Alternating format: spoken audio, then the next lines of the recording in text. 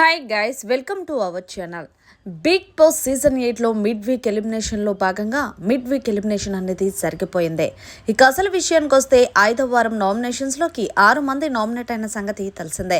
ఇక ఇందులో భాగంగా అందరికంటే తక్కువ ఓటింగ్తో నైనిక అలాగే ఓం ఆదిత్య వీళ్ళిద్దరూ కూడా కొనసాగారు.